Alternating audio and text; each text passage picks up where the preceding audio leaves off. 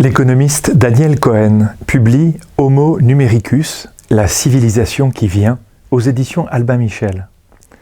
Le directeur du département d'économie de l'École normale supérieure et le président de l'École d'économie de Paris se demandent dans ce livre quelle société va naître de la révolution numérique en cours. Il nous alerte sur le grave danger que font courir les nouvelles technologies. Qu'est-ce que la gravité en la matière ?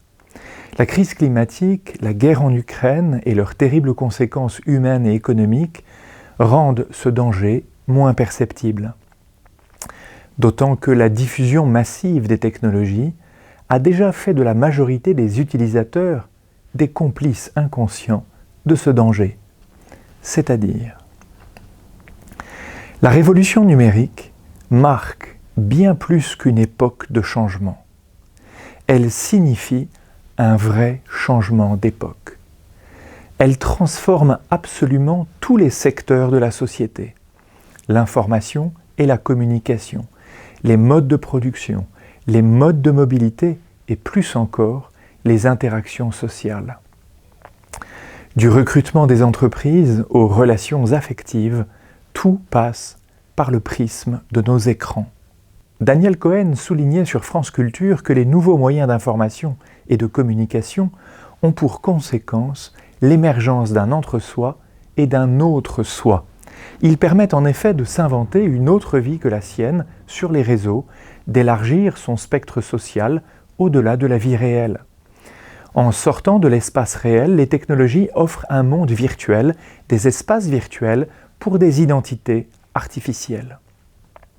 En définitive, la technologie numérique sert avant tout une éthique du jeu.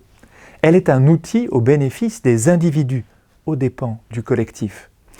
Elle ne sait ni ne peut exprimer une éthique du « nous ». En effet, pour pouvoir dire « nous », il faut appartenir à l'espèce humaine.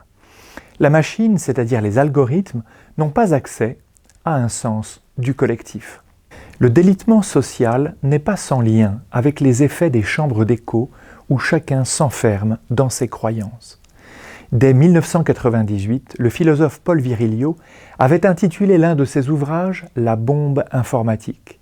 Il voyait dans la dérégulation systématique de l'information une bombe à fragmentation sociale. Il ne se trompait pas. Les technologies numériques permettent de viser un bien à la première personne. Je. L'objectif est l'amélioration du bénéficiaire. L'agent et le destinataire sont la même personne. C'est moi. Tout concourt à l'intérêt supérieur de l'utilisateur. On objectera peut-être que les outils technologiques permettent aussi un altruisme en servant le bien d'un autre que soi, une éthique du tu.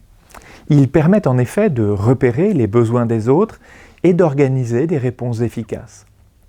L'autre s'en trouvera mieux.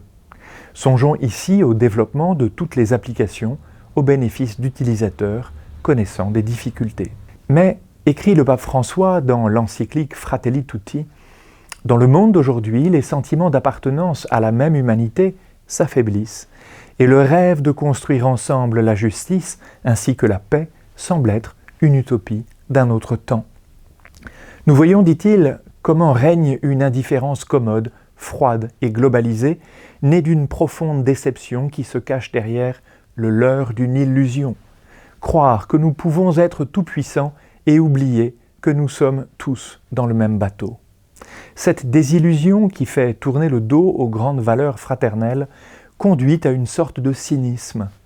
L'isolement et le repli sur soi ou sur ses propres intérêts ne sont jamais la voie à suivre pour redonner l'espérance et opérer un renouvellement. Mais c'est la proximité et c'est la culture de la rencontre qui le permet. Ainsi, pour développer une éthique du « nous », pour viser un bien commun et consolider une communauté, il faut se penser membre d'un corps. Il faut vouloir le bien de tous ses membres. Il faut une conscience d'appartenir à une même famille humaine. Pour penser le « nous », il faut être habité par une volonté de justice. Or, cela seul appartient à l'espèce humaine. Les intelligences artificielles, aussi élaborées soient-elles, ne le pourront en définitive jamais. Le pape François l'explique clairement dans sa lettre sur la fraternité et l'amitié. Les relations virtuelles, dit-il, qui dispensent de l'effort de cultiver une amitié, une réciprocité stable, ou même un consensus se renforçant à la faveur du temps, ne sont sociales qu'en apparence. Elles ne construisent pas vraiment un « nous », mais d'ordinaire dissimulent et amplifient le même individualisme qui se manifeste dans la xénophobie et le mépris des faibles. La connexion numérique ne suffit pas pour construire des ponts, elle ne suffit pas pour unir l'humanité. Les efforts législatifs à venir en vue d'une meilleure régulation au niveau national et européen vont reposer sur des principes philosophiques et éthiques dont il faudra défendre le primat face aux enjeux de rentabilité et de sécurité.